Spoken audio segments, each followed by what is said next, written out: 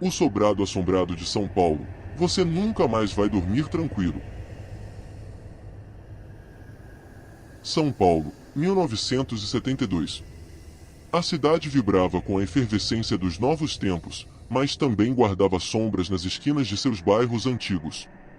No bairro da Moca, cercado por fábricas e vilas operárias, havia um sobrado decrépito, perdido no tempo, que quase ninguém notava. Era um lugar que passava despercebido pela maioria, exceto por aqueles que ainda carregavam nas costas as histórias sombrias das antigas vilas paulistanas. Eu sou Fernando, e essa é uma história que minha família guarda 7 chaves, mas que chegou a hora de ser contada. Tudo começou com meu tio, Augusto, que chegou a São Paulo vindo do interior, buscando trabalho nas fábricas que se multiplicavam pela cidade. Ele havia acabado de conseguir um emprego como operador de máquinas numa metalúrgica na Barra Funda, e, precisando de um lugar para morar, aceitou um pequeno quarto naquele sobrado, indicado por um conhecido que preferia não revelar muito sobre o local. Logo que ele pisou na Moca, Augusto sentiu que algo estava fora do lugar. Era uma tarde abafada de fevereiro, e o céu cinzento parecia pesar mais do que de costume. O sobrado, localizado numa rua estreita, estava desgastado pelo tempo, com janelas de madeira que rangiam ao menor sopro de vento. A fachada era pintada de um amarelo desbotado, e o portão de ferro, enferrujado e retorcido, mais parecia uma barreira do que uma entrada. O proprietário, um homem baixo e calado chamado seu Virgílio, atendeu Augusto com uma simpatia forçada, entregando-lhe a chave com poucas palavras. É no fundo do corredor. Não incomode os outros moradores, disse, antes de voltar para dentro, deixando Augusto sozinho no quintal sombrio. O corredor era estreito e mal iluminado, com paredes cobertas de umidade e um odor estranho que Augusto não conseguiu identificar. Ele seguiu até o fim, onde encontrou seu quarto. Era um espaço minúsculo, com uma cama de ferro, um armário velho e uma janela que dava para o quintal, onde crescia um antigo pé de jabuticaba, cujos frutos negros contrastavam com a paisagem acinzentada.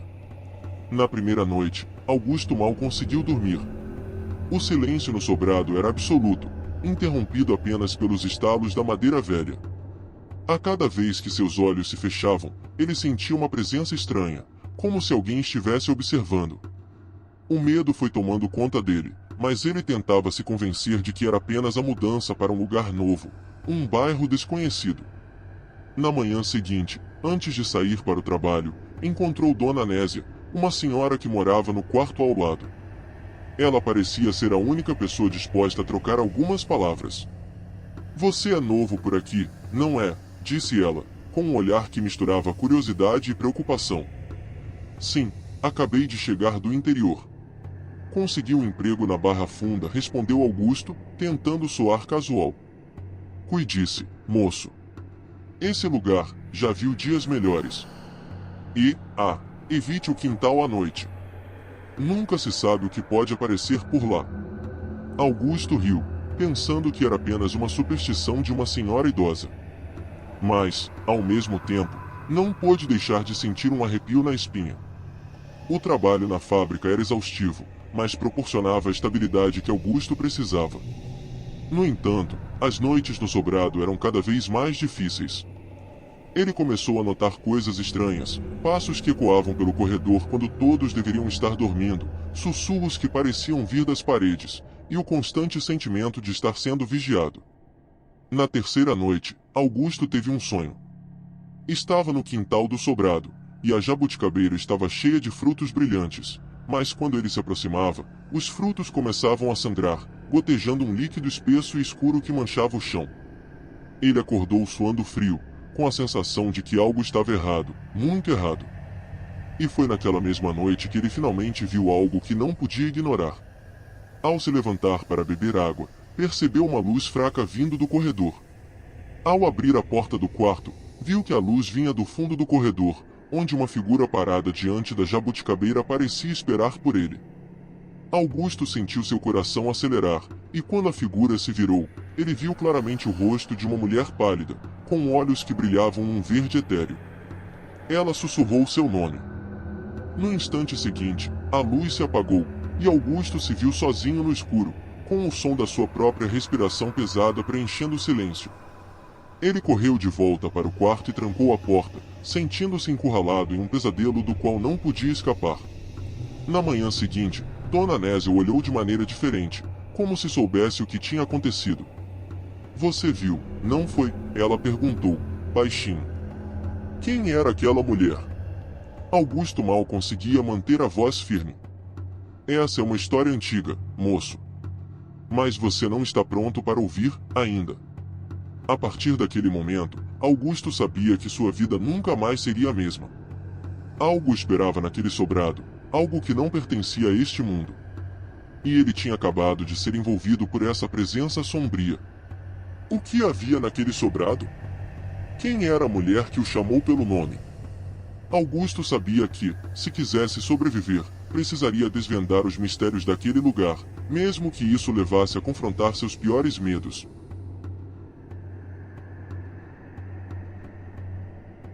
Seja bem-vindo ao canal Contos da Escuridão.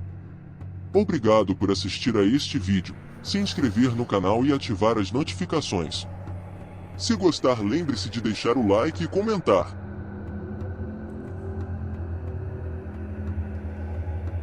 Augusto não conseguia tirar da mente a imagem daquela mulher misteriosa. Seus olhos verdes brilhantes e o tom sobrenatural do seu sussurro o assombravam durante o dia inteiro. No trabalho, ele se pegava distraído, revivendo a cena repetidamente, como se estivesse tentando encontrar uma explicação racional para o que havia visto. Mas nada parecia fazer sentido. Naquela noite, o silêncio do sobrado era ainda mais opressivo. O corredor estreito parecia mais longo, e as sombras que se estendiam das paredes pareciam ganhar vida própria. Augusto tentou convencer-se de que era apenas sua imaginação, mas a sensação de estar sendo observado não o abandonava. Ele mal conseguiu dormir, e quando finalmente adormeceu, foi atormentado por pesadelos que o faziam despertar suando frio, com o coração acelerado. No dia seguinte, exausto e perturbado, Augusto decidiu que não podia continuar assim. Precisava entender o que estava acontecendo naquele lugar. Após o trabalho, resolveu buscar respostas com Dona Nésia, a única pessoa que parecia saber mais do que estava disposta a revelar. Ele encontrou a velha senhora sentada na varanda, seus olhos cansados observando o movimento da rua como se buscassem algum sinal do passado que tanto a atormentava. Quando Augusto se aproximou, ela o encarou com um olhar pesado, como se já soubesse o que ele estava prestes a perguntar. Dona Nésia, por favor, me diga o que está acontecendo neste sobrado.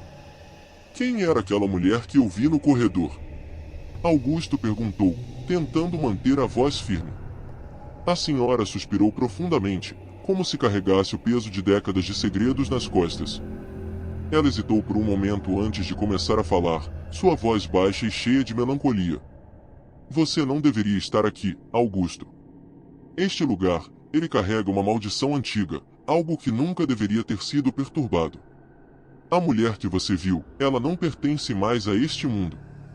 Augusto sentiu um arrepio correr pela espinha, mas se forçou a continuar ouvindo. Há muitos anos, este sobrado era um lugar de alegria. Pertencia a uma família rica que organizava festas e reuniões para a alta sociedade de São Paulo. Mas houve um incidente, um segredo que foi enterrado junto com a família. A filha mais nova, Helena, era uma jovem linda, de olhos verdes como os que você descreveu. Ela era prometida a um homem poderoso, mas seu coração pertencia a outro, um simples operário que trabalhava nas fábricas aqui da Moca. Dona Nésia fez uma pausa, seus olhos pareciam perdidos no tempo.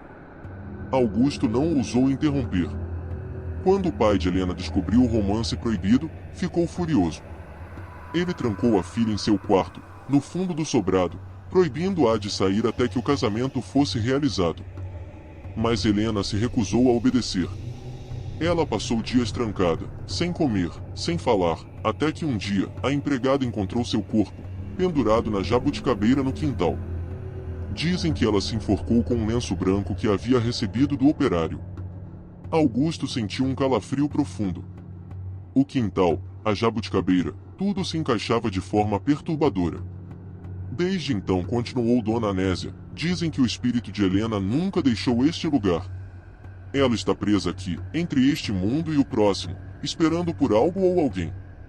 Talvez seja você, Augusto.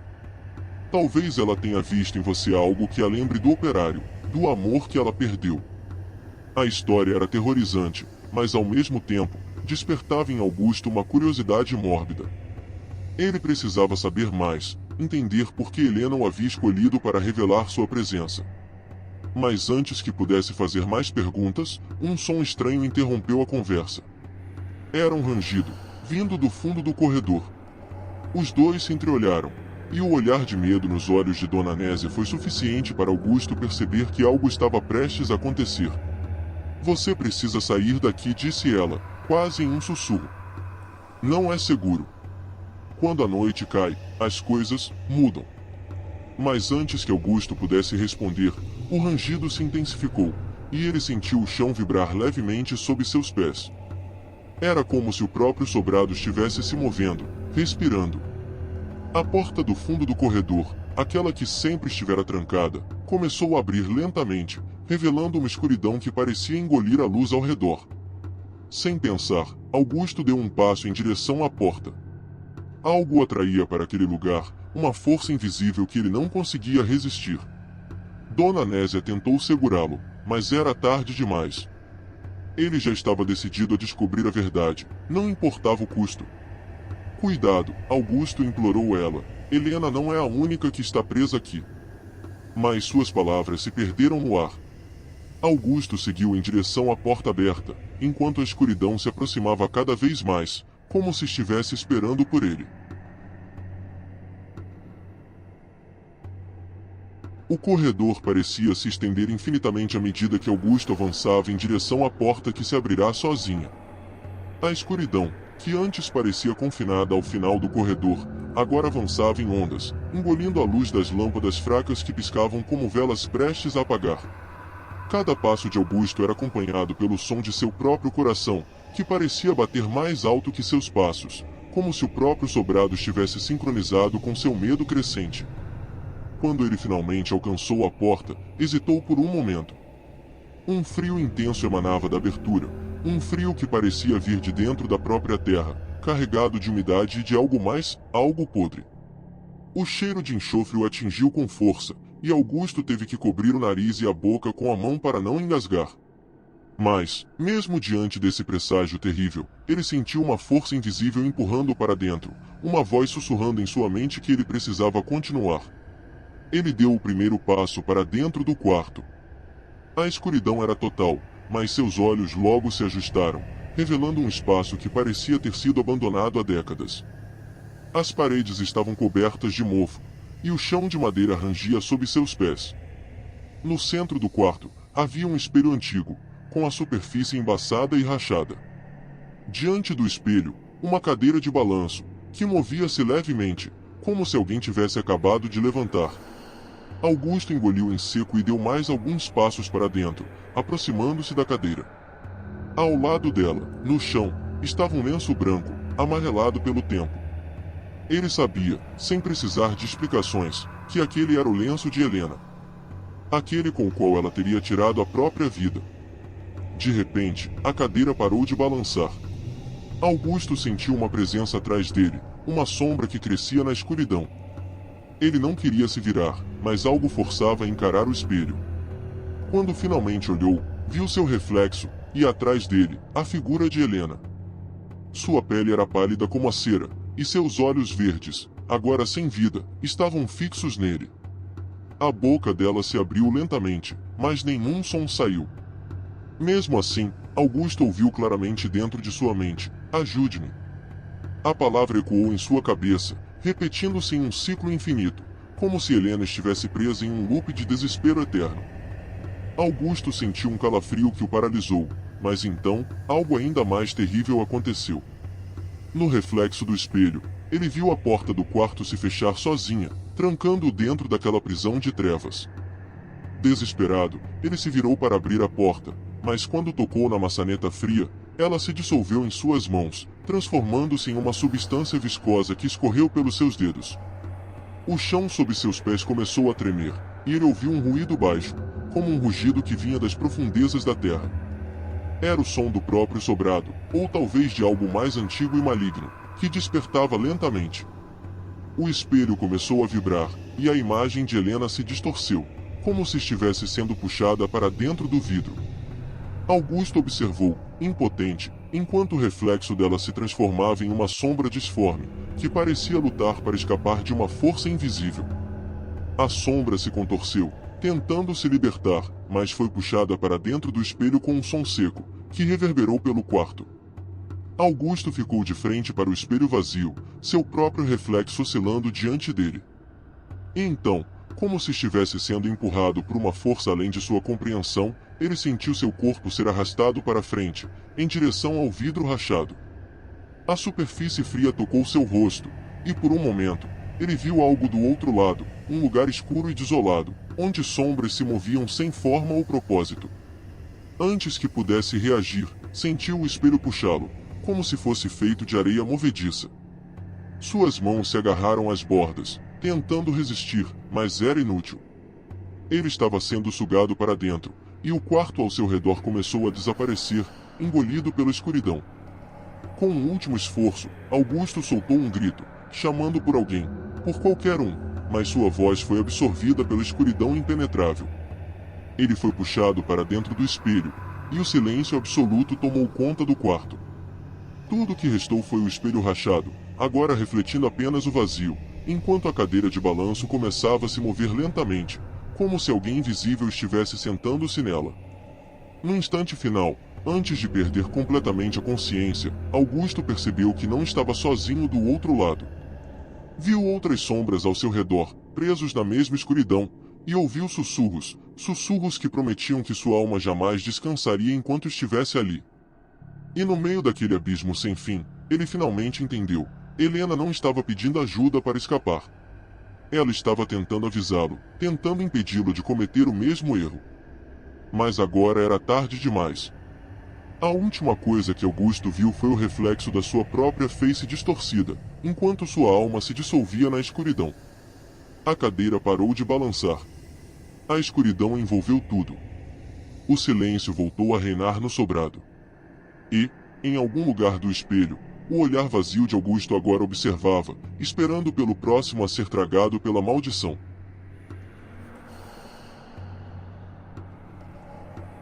O sobrado na moca, mesmo após tantos anos, continuava a atrair os desavisados, como uma aranha paciente esperando por suas presas.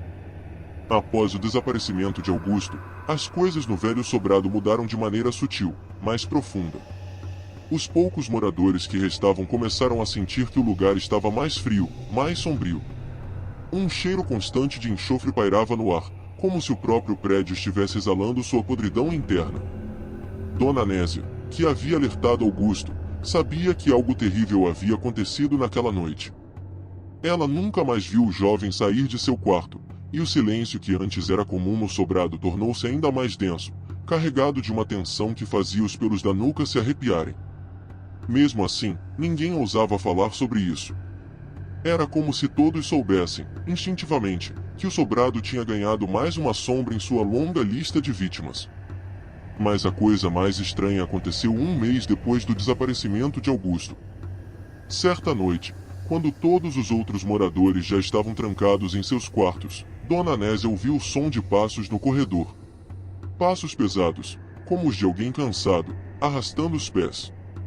Ela prendeu a respiração, reconhecendo o ritmo lento e familiar, eram os passos de Augusto. Mas isso não fazia sentido, ele tinha sumido, todos sabiam disso. Ela abriu a porta de seu quarto, hesitante, e espiou pelo corredor escuro. As lâmpadas tremeluziam, projetando sombras longas e distorcidas nas paredes. No final do corredor, a porta do quarto de Augusto estava entreaberta, uma luz fraca escapando pelas frestas. Dona Nésia sentiu um calafrio percorrer seu corpo, mas sabia que precisava ver o que estava acontecendo. Lentamente, ela caminhou até a porta, cada passo mais pesado que o anterior, como se o próprio ar ao redor dela estivesse se solidificando, tentando impedir sua passagem. Quando chegou ao quarto, empurrou a porta com a ponta dos dedos, e ela se abriu com um rangido agonizante. A cena que encontrou lá dentro a fez recuar, chocada. Augusto estava sentado na cadeira de balanço, a mesma que antes se movia sozinha. Mas ele não era o mesmo Augusto que ela conhecera. Seu rosto estava pálido, seus olhos vidrados e inexpressivos, e sua pele parecia ter perdido toda a cor, como se tivesse sido drenada de vida. O mais aterrorizante, porém, era o reflexo dele no espelho. A imagem no vidro mostrava uma versão distorcida e sombria de Augusto, com um sorriso cruel e olhos que brilhavam com uma luz malévola. Dona Nésia tentou falar, mas sua voz falhou. Ela sentia que algo estava observando de dentro daquele espelho, algo que não deveria existir. De repente, os olhos de Augusto se moveram, focando nela, e ele abriu a boca, mas o que saiu não foi sua voz, era um sussurro, grave e ecoante, que parecia vir de muito além do quarto. Não deveria ter voltado, Dona Nésia. A voz era uma mistura de muitas outras, como se várias almas falassem ao mesmo tempo. Agora, está presa, como todos nós. Antes que ela pudesse reagir, o espelho começou a vibrar, emitindo um som agudo que crescia em intensidade. O ar ao redor dela parecia pulsar, e as paredes do quarto começaram a tremer. Dona Nésia tentou recuar, mas algo a impediu. Era como se seus pés estivessem colados ao chão, presos por uma força invisível. O reflexo de Augusto no espelho começou a se mover de forma independente, levantando-se da cadeira e caminhando em direção à borda do vidro. Ele estendeu a mão em direção ao espelho, e, para o horror de Dona Nésia, a mão do reflexo atravessou a superfície do vidro como se fosse água, se estendendo em direção a ela. O ar à sua volta se tornou denso e sufocante, e ela sentiu como se estivesse sendo puxada para frente, em direção ao espelho. Tentando lutar contra a força que a atraía, ela se agarrou à porta do quarto, mas era inútil. O espelho a estava sugando, e ela sabia que se cruzasse aquela barreira, estaria perdida para sempre, assim como Augusto. Sua mente gritava para fugir, mas seu corpo não respondia. Então, no momento em que os dedos do reflexo estavam prestes a tocá-la, um grito estridente ecoou pelo sobrado, vindo de todos os cantos, como se as paredes estivessem gritando em agonia. A força que a segurava de repente desapareceu, e Dona Nésia foi lançada para trás, caindo no corredor. Ela se levantou rapidamente, o coração batendo descontroladamente, e olhou para o quarto. A porta do quarto de Augusto se fechou com um estrondo, e o espelho explodiu em 1000 pedaços, espalhando estilhaços pelo chão. No silêncio que se seguiu, ela ouviu o som da cadeira de balanço, movendo-se lentamente para frente e para trás, como se estivesse sendo empurrada por uma mão invisível. Sem perder tempo, Dona Nésia correu pelo corredor, seus pés descalços mal tocando o chão. Quando chegou à porta da frente do sobrado, a mesma que nunca se abria sozinha, ela a encontrou escancarada, como se o próprio sobrado estivesse permitindo sua fuga. Ela atravessou a soleira e, uma vez fora, não olhou para trás. Seu corpo tremia incontrolavelmente, mas ela sabia que precisava se afastar o máximo possível daquele lugar maldito. Ao virar a esquina, escutou o som de uma risada suave, quase imperceptível, flutuando na noite. Mas a risada não era de Augusto. Não, era a mesma que ela ouvira anos antes, quando a tragédia original se abatera sobre o sobrado. A risada de Helena. Os segredos do sobrado ainda estavam enterrados lá dentro, mas agora ela sabia que o lugar era uma armadilha. E, enquanto a lua cheia brilhava sobre a cidade, Dona Nésia compreendeu, com um arrepio de terror, que algo muito pior estava prestes a acontecer. O sobrado não terminaria sua caçada com Augusto. E, em algum lugar dentro dele, alguém, ou algo, esperava pacientemente pela próxima alma desavisada que ousasse cruzar seu caminho. O silêncio caiu sobre a Moca, mas o sobrado permanecia alerta, suas sombras sussurrando promessas sombrias a qualquer um que ousasse escutá-las. O sobrado na Moca permanecia silencioso naquela noite, mas seu silêncio era pesado, quase palpável. As poucas janelas que ainda tinham vidro refletiam a luz da lua cheia, e a porta da frente, que raramente era usada, estava entreaberta, como se convidasse alguém a entrar. O cheiro de enxofre, que havia começado a impregnar as paredes, agora podia ser sentido a metros de distância. Naquela noite, uma nova figura apareceu na rua do sobrado. Era um homem alto, de cabelos grisalhos, vestindo um casaco longo. Ele parecia deslocado, como se tivesse saído de uma época diferente. Seus passos eram decididos, e seus olhos examinavam o sobrado com uma expressão de curiosidade sombria. A lua cheia iluminava seu caminho, e ele sabia exatamente onde estava indo. Esse homem era o padre Mariano, um velho amigo de Dona Anésia. Ela havia contatado no dia anterior, numa tentativa desesperada de livrar o sobrado de sua maldição. Ele era conhecido em São Paulo como um especialista em casos sobrenaturais, um homem que já enfrentará o inexplicável antes, mas mesmo ele sabia que o sobrado na Moca era um desafio como nenhum outro. Quando ele chegou à porta do sobrado, fez o sinal da cruz antes de entrar. O ar estava denso e pesado, como se o sobrado soubesse que ele estava ali para enfrentar seus segredos. O padre Mariano, com um crucifixo em uma mão e um frasco de água benta na outra, avançou pelo corredor. Cada passo parecia ecoar nas profundezas do prédio, como se estivesse caminhando diretamente para a boca do inferno. Ele sabia o que procurava. Dona Anésia lhe havia contado sobre o desaparecimento de Augusto e sobre as almas que haviam ficado presas dentro daquele lugar. Mas havia algo mais, algo que ela não conseguirá entender ou explicar, e ele precisava descobrir o que era. O corredor estava mais escuro do que ele esperava, as lâmpadas piscavam fracamente, mas ele continuou em frente, ignorando os sussurros que pareciam surgir das paredes. Quando chegou à porta do quarto de Augusto, o frio o envolveu como uma garra. Ele sentiu a resistência do ar, como se estivesse empurrando contra uma parede invisível. Mas o padre Mariano não hesitou. Ele abriu a porta com força e entrou. O quarto estava exatamente como Dona Anésia havia descrito, mas agora havia algo mais. No centro da sala, o espelho quebrado ainda estava lá, mas seus estilhaços tinham se reorganizado no chão, formando um círculo perfeito. No meio do círculo, a cadeira de balanço ainda se movia lentamente, sem ninguém para empurrá-la. Padre Mariano sentiu uma presença maligna ao seu redor, e ele sabia que o tempo estava se esgotando. Ele começou a recitar orações em latim, aspergindo água benta pelo quarto, mas o ar só ficava mais pesado. As paredes começaram a tremer, e ele ouviu uma risada baixa, um som que parecia vir de todos os cantos ao mesmo tempo. Você veio tarde demais, padre. A voz era uma mistura de muitas outras, uma cacofonia que o fez tremer. Ele olhou para o espelho e viu o reflexo de Augusto, mas este estava distorcido, uma sombra do que havia sido. Ao lado dele, a imagem de Helena apareceu, seus olhos verdes brilhando com uma luz sobrenatural. Você não pode salvá-los, sussurrou Helena. Eles estão presos aqui, comigo. E você será o próximo. Padre Mariano sentiu uma onda de desespero, mas ele não podia desistir. Ele sabia que, se não fizesse algo agora, o sobrado continuaria a atrair almas inocentes, consumindo-as uma por uma. Ele precisava quebrar o ciclo.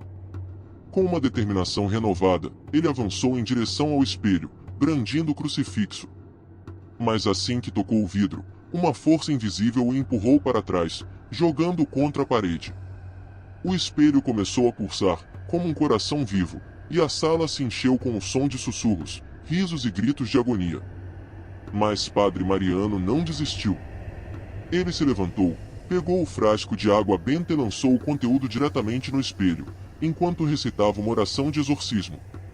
O espelho começou a rachar, e a luz dentro dele tremeluzia como uma chama prestes a se apagar. O sobrado inteiro pareceu gritar em protesto, e o chão começou a tremer violentamente. As sombras ao redor de Mariano se agitaram, como se estivessem tentando alcançá-lo, mas ele continuou a recitar a oração, sua voz crescendo em força. Finalmente, o espelho não aguentou mais. Com um estrondo ensurdecedor, ele explodiu em milhares de pedaços, lançando estilhaços por toda a sala. No instante em que o espelho se quebrou, as sombras que haviam sido liberadas dele começaram a desaparecer, dissolvendo-se no ar. O sobrado estremeceu uma última vez antes de cair em um silêncio mortal. A cadeira de balanço parou de se mover, e o frio que havia impregnado o lugar começou a desaparecer. Padre Mariano, ofegante e exausto, caiu de joelhos no chão.